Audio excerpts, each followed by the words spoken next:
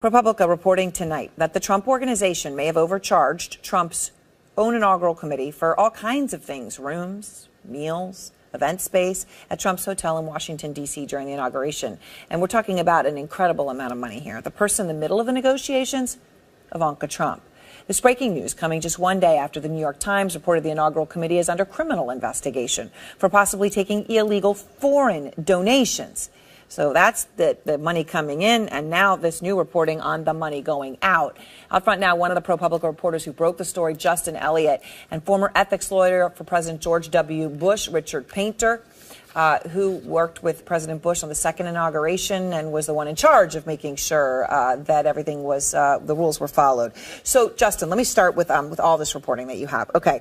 You have never before reported evidence here tonight that is part of this story of how much the Trump Organization was overcharging, right? And in one case, you're talking about $100,000 a day for space at the Trump Hotel in Washington, right? Yeah, so what we know is, what we didn't know before is that the inaugural committee actually spent a significant amount of money with the Trump Hotel, Trump giving money essentially to Trump himself. Right. What we also know, my colleague... Which, by the way, in and of itself would be problematic to a lot of people, but... Yeah, extremely unusual then you're in and of saying itself. On top of that... So my colleague from NYT and I published emails showing that a top planner in the inaugural committee expressed concerns to several people, including Ivanka Trump, saying the rate that the Trump Hotel is trying to charge the inaugural committee is way too high, and essentially, she said, this is not going to look good when it becomes public. They were proposing to charge $175,000 a day for like a ballroom rental in the Trump Hotel down in Washington. We also didn't know that Ivanka Trump was involved in some kind of pricing negotiation between the inaugural committee on one hand and her company, the Trump Organization, on the other. And let's just be clear, this top event planner, Stephanie Winston Wolkoff, she was saying $175,000 is out of control. 85 is what I would propose. I mean, just to give people a sense of how out of whack this was. Right, and it's not clear where they ended up. It's also not clear the total amount of money the Trump Organization ultimately got. But right. You know, another issue here is if they were overcharged, it could actually be a violation of tax law. Because Trump was an influential person in the inaugural committee, yep. He's not allowed. His business is not allowed to be overcharging the inaugural committee for services. So there could actually be a legal violation here. And Ivanka Trump, you're saying, was in the middle, right? When there were these complaints about pricing, she's the one who came in between the person complaining and the hotel, correct? She's on the emails. Rick Gates, who is another figure in Trump world who's since pleaded guilty to conspiracy and lying, says in one of the emails, "Thank you, Ivanka, for the help on this." All right, so we learned last night the inaugural committee is also under criminal investigation, right? This is the foreign donors, the money coming in. The president's spokesperson responded, Sarah Sanders. She says this has absolutely nothing to do with Trump himself. Here she is. That doesn't have anything to do with the president or the first lady. The biggest thing the president did in his engagement in the inauguration was to come here and raise his hand and take the oath of office. Not true. You report, right, that he was repeatedly briefed on inaugural planning, which should surprise no one because this is the kind of thing that he loves to do. You actually have seen presentations that he was given. We're talking room renderings, whatever, floral arrangements. I mean, yeah. He knew what was going on. Yeah, I mean, and even before that, Donald Trump personally selected the people running the inaugural committee. At the top of it, his friend Tom Barrack, a wealthy businessman and fundraiser. Yep. And then during the planning process, there are presentations that my colleague and I have seen showing we're going to rent this room, this is what it looks like, in this building, this is where we're going to have a luncheon, this is where we're going to have a ball, that were delivered to Donald Trump himself. All right, well, let me bring Richard Painter in here. Richard, I mean, what's your reaction to this reporting? Well, it's a terrible situation. In the Bush administration, we kept very close tabs on the inaugural committee, even months after the inauguration, to make absolutely sure there was no self-dealing with those funds and no favorable treatment of government officials. We made sure the government officials didn't even get special souvenirs from the inauguration, because when you take funds for personal use out of a nonprofit, that's like taking money out of a church collection plate or the treasurer of a nonprofit, just skimming money off for himself or herself. That could be a crime. People go to jail for that, and then you have the tax implications. And furthermore, we're dealing with government officials here. Right. And it's absurd to say that the president doesn't know what's going on. The president is on top of this situation. And let me just, Richard, you know, when this comes, you're talking about the money going out of Justin's reporting. Now, also, you know, he's talking about we now know the criminal investigation right on donors. We know that they raised $107 million from donors, and that's what prosecutors are now looking at. But of that $107 million, we to this day do not know where 40 million of it went. 40 million bucks. We have no idea where it went. How's that possible? And that's shocking. Somebody's stealing money. Somebody's put money in their own pocket. $40 million unaccounted for. We elected a president who said, well, I'm a successful businessman. Well, we knew there were a lot of problems there. But $40 million unaccounted for, that is a telltale sign of fraud. Something's going on here. Criminal activity is very likely. If we had seen any amount of money missing in the Bush Inaugural Committee, I would have called people into my office and said, I want to find out exactly where that money is. Better find out fast, because it could be a crime, what's going on here. All right. And there is a criminal investigation, as we said, just on the donations. And now with this reporting, you know, we see what happens here on the spending. We've also been hearing from the former FBI Director James Comey, who was, of course, fired by President Trump early on into his administration. He has responded to President Trump's tweet this morning, where he made a false statement about the FBI and the Russia probe. Comey writes in that tweet, "This is from the president of our country lying about the lawful execution of a search warrant issued by a federal judge. Shame on Republicans who don't speak up at this moment for the FBI, for the rule of law, and for the truth." Lynn, among Capitol Hill Republicans, there has been a remarkable amount of silence over all these recent developments in the Russia probe. Do you think that that's going to change anytime soon? I don't think so, because they want to try and there's enough tumult without them. The senators want to, especially want to try and move on and not have this further distraction when there's enough out there that they think their voices may not add much to anything. There's also a wait-and-see situation for when the House Democratic investigations, which are poised to start as soon as the new House is sworn in on January 3rd. But this is a noticeable silence on the part of Republicans of all the turmoil of this week. There are multiple stories, chaos in the administration, the sentencings, the Zinke resignation, new chief of staff, the silence from Republicans on a variety of chaotic events, you know, from dealing with the fabrications that Comey wrote about to the list I just recited. It is more than just silence. It's almost, where is the responsibility to talk about how you're going to govern with the president who is intent on taking the course he's taking, and with these tweets that seem to undermine the very foundation of democracy and show a disrespect, which we all know is there, for facts. Tom, is that just because there's no political upside for these Republicans? Yeah, I mean, we've seen this over and over and over before. When will Republicans in Congress speak out on any number of issues, whether it's related to the Mueller inquiry, whether it's related to other issues? And you look at what's happened politically with the few Republicans who have kind of put their necks out there, Jeff Flake, Bob Corker. I think a lot of Republicans look at this and say there still is just sort of a huge amount of political risk and very little political upside at this point in kind of being the one to stand up and say someone needs to address what's going on here. And it's really almost the same ones that are willing to speak out to. You talked to Susan Collins. So the cast is very small of the Republicans who do say something. And Susan Collins, you know, from Maine, where the base isn't necessarily, where the Republicans there aren't necessarily reflective of the bigger base, and then the other Republicans who are willing to speak up are ones who might not be around much longer.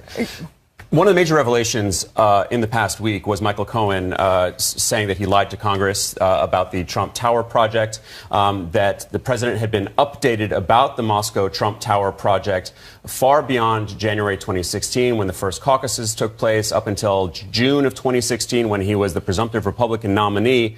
So let's listen to what Rudy Giuliani said about that Trump Tower Moscow project earlier today. Did Donald Trump know that Michael Cohen was pursuing the Trump Tower in Moscow into the summer of 2016? According to the answer that he gave, it would have covered all the way up to November of 2016. He said he had conversations with him about it. The president didn't hide this. They know. Earlier they had said those conversations stopped in January 2016. The date, until you actually sit down and answer the questions, and you go back and you look at the papers and you look at you're not going to know what happened. That's why lawyers, prepare for those answers. Okay, then Robert, we've also heard the president himself after this came out saying that he didn't know if he was going to become president, so why should he drop his business dealings? What's the legal significance of what Giuliani said right there? Well, to go back to your prior point, I fundamentally disagree with former Director Comey. I'm a proud Republican. I believe in law and the FBI and truth. But I also know that there was a lot of politics being played early on in this investigation, including regarding the Steele dossier and the failure to disclose the fact that the Hillary Clinton campaign was behind financing it, and also the failure before a FISA court to make sure that that was known and apparent. And then what I subsequently found out this week is that with regard to Michael Flynn, FBI Director Comey, snuck 2 agents into the White House, unbeknownst to the White House Chief of Staff and the White House counsel's office, in order to presumably get him to make false statements about things that they already knew the answers to because they had the transcript of the Kislyak conversation. Right. So it strikes me in the first instance, how is whatever Flynn said material to any investigation, since it seems that their apparent purpose was to obtain his statements and then be able to use those against him, as they did to go to Sally Yates, then the acting attorney general, in order to try to have him removed from his position as national security advisor. In other words, the intelligence community, what the president has characterized as the deep state, was out to get this guy. Now, I don't know. Well, but the Mueller team has also General said Flynn that someone who ran law. an intelligence agency and someone who had been in the military for that long should have known better. And it's clear that he should have known that lying to federal agents was illegal. There's no legal requirement for the FBI to have advised him that lying under oath or lying before a federal agent is in fact a crime. So no one's trying to excuse the statements. Right. But you do have to wonder what was going on. And what the president's point was, which Director Comey completely misses, is that the origins of this investigation are suspect. And that leads people to question whether or not politics are being played with a criminal investigation. And as I have said many, many times on many occasions, prosecution should not be politics or by other means. But Robert, can I get your legal reaction to what Giuliani said there, and how does that change anything in terms of the president's liability?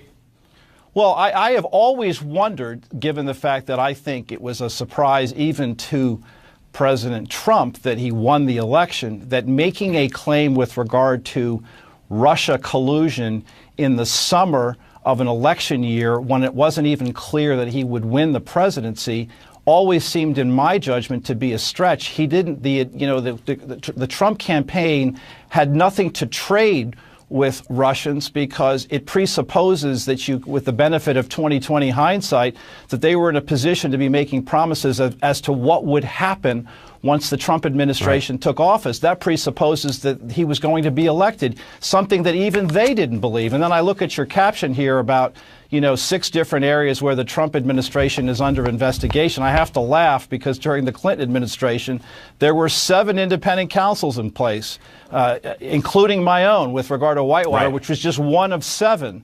So, I get the politics of this, but that doesn't negate the fact that those are still those investigations are very much underway. If I can make a quick closing point, I know time is short. I think the point here is not a comparison between administration to administration, but I covered the Clinton White House, and you just cover these investigations as they come. I think that's the point for our listeners to absorb. It's not a comparison here. It's what's going on right now. It is what's going on right now, and it's where the river flows to. Thank you. That's an excellent point to end on. Lynn Sweet, Tom Kaplan, and Robert Ray, thank you very much for joining us. President Trump is nearing the end of his 2nd year in office, and is also the focus of more than a half-dozen investigations. Now, let's say this. We don't know exactly how many there are, because some might not have been made public. Yeah, but here's what we do know that is under investigation right now. The Trump Organization, the Trump Foundation, the Trump Campaign, the Trump Inauguration, and the Trump Transition and the Trump administration. All 6 of those under investigation as we sit here with you. And now CNN has learned special counsel Robert Mueller still wants to speak in person with President Trump about obstruction of justice. His lawyers, of course, adamant that that can't happen. The president previously answered written questions from the special counsel. The president's attorney, Rudy Giuliani, tells CNN they are against it because they don't trust Mueller. Our next guest says President Trump is out of options in the face of these mounting investigations. Joining us now is Richard Painter. He's the former chief ethics attorney for George W. Bush and professor of corporate law at the University of Minnesota. Richard, welcome back to New Day. Let's start here with a pretty dramatic statement that you made this week, that you said it's time for President Trump's lawyers to negotiate a plea deal. Explain that. Well, the president has serious exposure to criminal liability on several fronts. He has the case, the investigation that's proceeding in the Southern District of New York surrounding the payments to porn stars. He has the even more serious situation with Robert Mueller and the Russia investigation and the president's obstruction of justice there. The New York Attorney General is coming after the foundation and may very well have other investigations of the Trump Organization. And, of course, he's going to have to deal with the United States House of Representatives Judiciary Committee in January. The president, at this juncture, really ought to consider negotiating while he has some negotiating power. The presidency offered to resign in return for reduced charges. His lawyer is already getting 3 years in prison for something that Donald Trump clearly told the lawyer to do. That in and of itself exposes the president to jail time. I think it is time for a comprehensive plea agreement. It would be a lot better for the country, for us to be able to move on, and for Donald Trump to negotiate now while he still has something to negotiate with, rather than waiting for the end of his presidency for all of these criminal proceedings against him to really turn up the heat. And he could very well send him to prison for a long time if he doesn't work this out. Do you get the sense, I think what's so jolting is when we put those 6 investigations that are going on right now up there, and you think about the time and the money and the energy that is going into this. Do you think President Trump will make it through his next 2 years? Well, that depends on what he wants to do, and also Congress. As I say, I think he ought to negotiate a plea deal because it's going to be very, very bad for him in the criminal process as things move along. People are copping pleas. There are lots of guilty either pleas or convictions of his top people, campaign manager, deputy campaign manager, national security advisor, and so forth. So he's in deep trouble. But if he wants to dig in his heels and stay there, then we'll see what Congress wants to do. The Democrats may want to impeach him, and the Republicans have to decide whether to, I think, do the smart thing and ask him to leave, tell him to leave, and calm things down with Mike Pence for 2 years, or suffer through this. But it's turning into a national disaster. We've got the economy is, on the brink of some difficulties here with the trade war heating up. Nobody really knows who's in charge in the United States. Speaking of being in charge and the economy, we're got a couple of days left until this potential government shutdown, and this is the time at which the president decides to take the director of the Office of Management and Budget and making him his acting chief of staff. The question was asked of Sarah Sanders, will he continue to have both roles? And she said this: Mick Mulvaney will not resign from the Office of Management and Budget, but will spend all of his time devoted to his role as the acting chief of staff for the president. Russ Vought will handle day-to-day operations and run OMB. What's your reaction to that, to pulling, at the time that you're facing potential government shutdown, you're talking about the budget, pull the budget guy, move him to the chief of staff for as long as he can stay because he's acting? And is there any ethical concern about having both roles? Well, it's a disaster. There's complete chaos in this administration. And to have the government with $1 trillion budget and a potential government shutdown, and you don't have anybody really in charge over at OMB. You're just using somebody temporary at OMB, at the Office of Management and Budget, because you want to put the director of OMB over in the chief of staff's position because nobody else wants it, because nobody wants to work for this president. it's complete chaos in this White House, and putting that on top of all these investigations, something's got to get fixed very quickly, or we could be in serious trouble. The markets are getting nervous. The trade war is heating up. Now they're talking about shutting down the government. Why? Because the president doesn't get some stupid wall that he wants down on the southern border.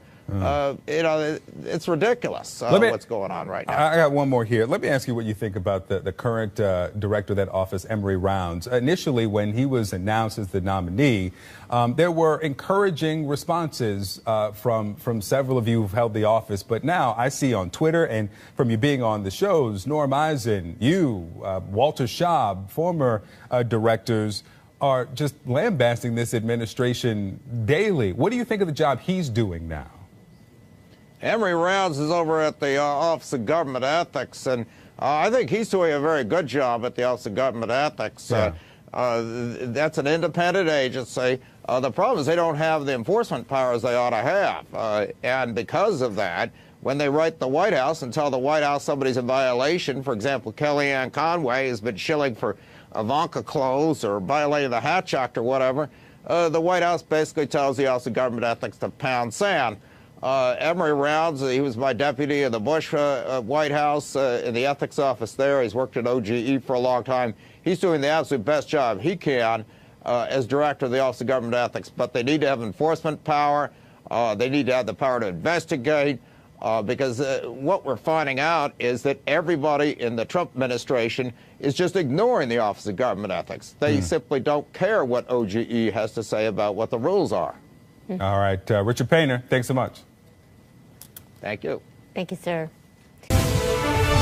Breaking news, the Washington Post has just obtained a draft of a report that has been prepared for the Senate about Russia's interference in our 2016 election, and it describes it as the most sweeping analysis yet of Russia's disinformation campaign. The report studied the millions of social media posts provided by technology firms.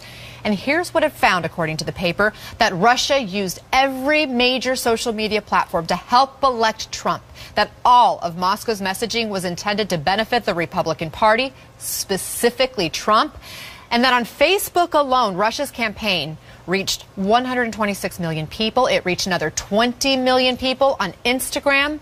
With us now, one of the Washington Post reporters that obtained this report and is breaking this news, Craig Timberg, and our chief media correspondent, Brian Stelter. Craig, how is any of this different from what we've already learned about Russian interference? Let's start there. This in many ways is the report we've been waiting for. It's sweeping, it's comprehensive, it uses the fullest data set we've seen yet from the companies who turned over lots of information to the government that they didn't turn over to anybody else. And so it doesn't exactly tell us things we didn't suspect or haven't heard, but it puts it all together in a new way, and it's very comprehensive and compelling. I feel like they kind of reverse engineered the entire Russian disinformation campaign in this one report. In your report, you write that this report found the Russians, quote, worked even harder to support Trump while in office. While in office, how so? Every platform that these researchers tracked posted more often after the election. YouTube in particular went up by some remarkable degree. And so we tend to think of this narrative in terms of, coming up to Election Day, but actually intensified after Election Day, and was still intensifying when the social media companies took this data, took these accounts down from the Internet Research Agency in Russia sometime around the middle of 2017. Now, this Russian campaign, as you mentioned, Brian, reached 126 million people on Facebook, another 20 million on Instagram. Is that a lot in the world of social media? Yeah, on websites where there are billions of accounts, 100+ million is a very big number. It doesn't mean that every person who viewed this content was manipulated or persuaded by it.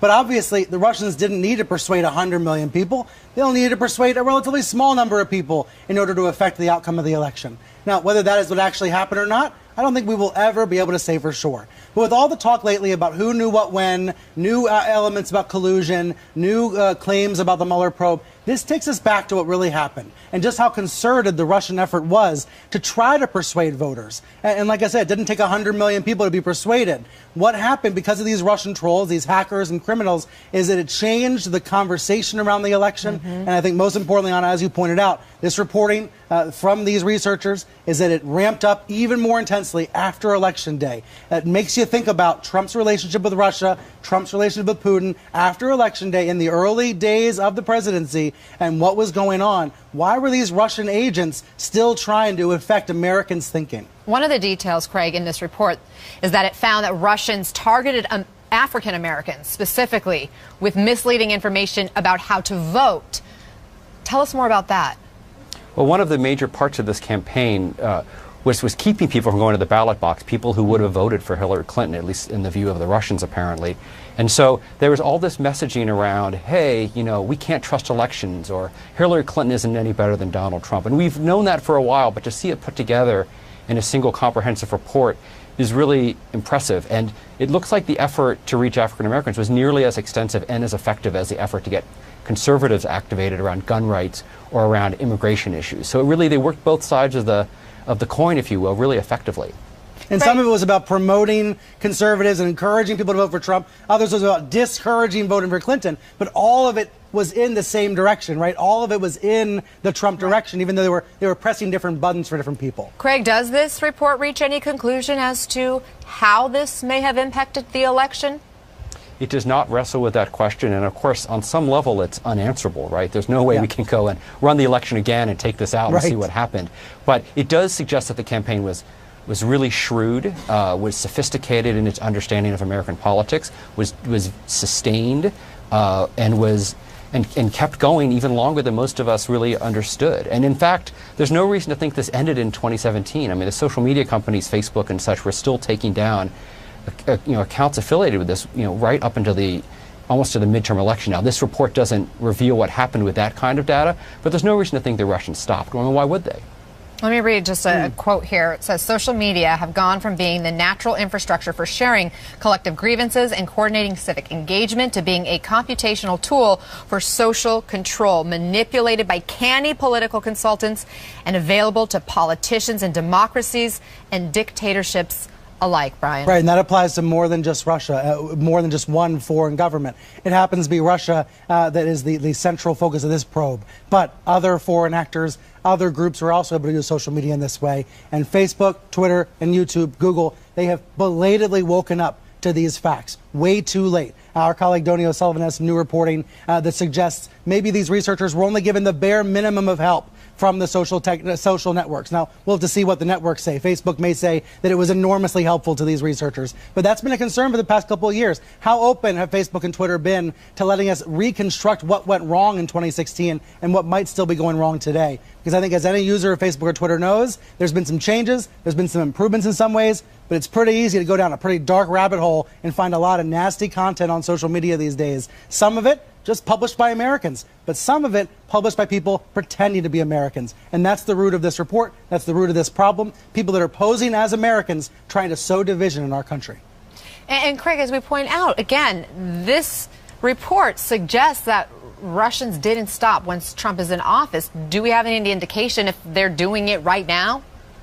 Look, there's every reason to believe that they are, but there's also a lot of reason to believe that they got more sophisticated. So as Brian points out, the researchers in the report take issue with how the social media companies handled the request by the government. Google in particular comes in for criticism for not being more open with its data around how YouTube was used. There's some fairly pointed language about that. But it's also true that the companies are doing more now. And it's also true that the Russians and others were presumably getting more sophisticated all the time. A lot of this, the ads on Facebook were paid for in rubles, right? The internet addresses were in St. Petersburg, Russia. It almost feels like the Russians weren't trying very hard to cover their tracks back in 2016. I think there's every reason to believe they're better at this now, and there's every reason to believe that it's still going on.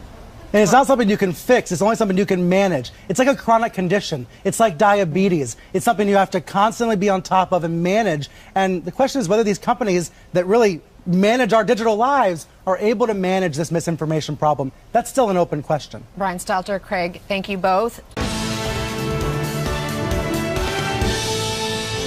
There's an urgent problem with no immediate sign of a solution. The federal government is set to run out of money on Friday, and Republicans and Democrats are again stuck. Now, that sticking point, the president's border wall. Some Republicans want a 2-week stopgap funding measure to buy more negotiating time. The White House does not.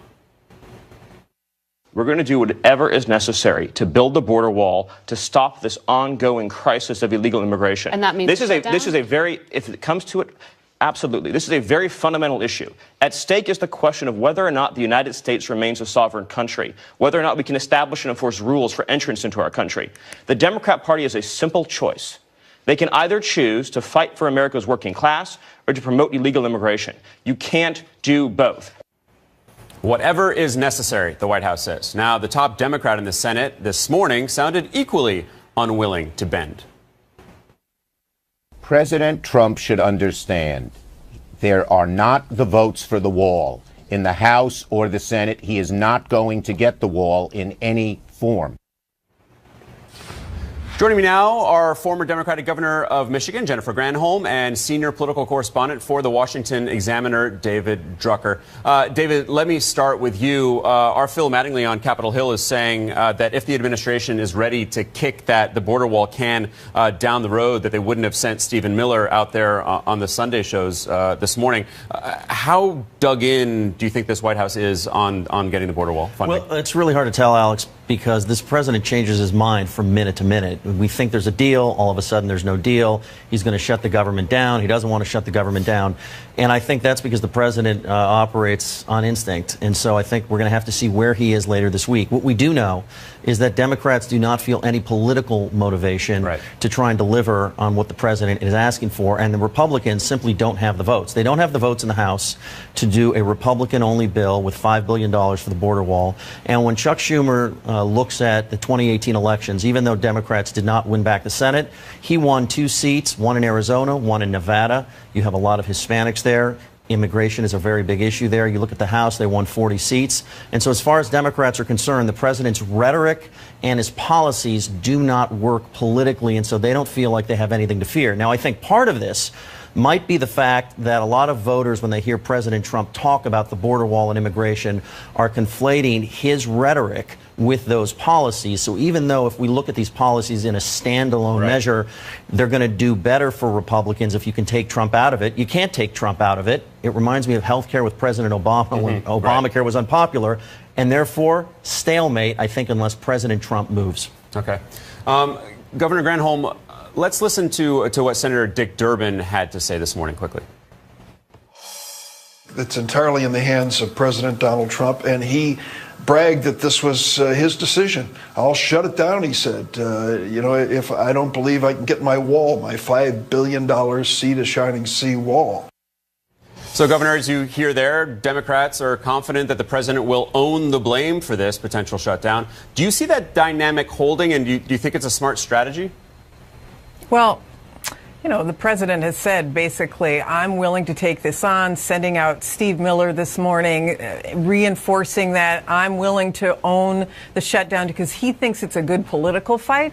But honestly, you look at the polling numbers on this, and it's really quite astounding. I mean, 69% of Americans don't think it should be a priority of Congress. 57% say Trump should be compromising with the Democrats over this. 60% of Americans don't even want a wall. So this is really a cruddy issue to shut the government down on if you choose to do that. Honestly, I think what Congress is going to do, and David, I'd be interested in your opinion on this because you're right there in D.C., but from my experience as a former governor working with a reluctant legislature, I think that the most likely outcome is a punt to the next Congress. You've got all of these members of Congress who lost in the House and who aren't even showing up for votes, and this would be a super hard vote. So why would they come back in town to do that? I don't know. I think it's leaning toward a punt to the next Congress. And if they do that, then Trump would be super smart to offer a compromise in the House, similar to the compromise that the Gang of 8 passed in the Senate in 2013 on a comprehensive immigration reform bill. David, your thoughts? Well, look, I think the president had 2 years to try and deal with this in a comprehensive fashion, and for some reason he chose not to, which I think is really interesting given that immigration was a signature issue. He said he wanted to own the shutdown. He sends Stephen Miller out there, his #1 immigration restrictionist in the administration, to say that the president's not going to back down. So if the president backs down later this week, I think that's going to signal to the Democrats that they can really take the offensive in negotiations in January. One thing will change, though, in January.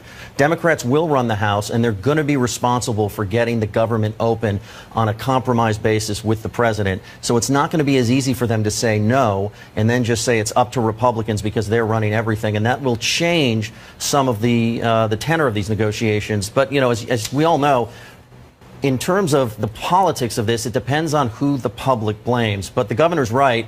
The polling on this and the after-action report on the midterm elections shows that the president's rhetoric and policies did not inspire votes. And that's why I think that the Democrats are on the offensive. They feel like they're in the right position here. I want to switch gears to the Affordable Care Act, Obamacare. Governor Granholm, of course, we saw on Friday a federal judge in Texas make a ruling that would attempt to dismantle Obamacare. This is something that the president then celebrated on Twitter. If we game this out and assume that this gets to the Supreme Court, how do you see the court ruling, especially now that we have Neil Gorsuch and Brett Kavanaugh on the court, making it decidedly a conservative court? Yeah, I mean, well, let's take the first step. The first step is that it gets appealed to the Fifth Circuit. Right. The Fifth Circuit has 16 seats, 11 of which were appointed by Republican presidents. 5 of those 11 appointed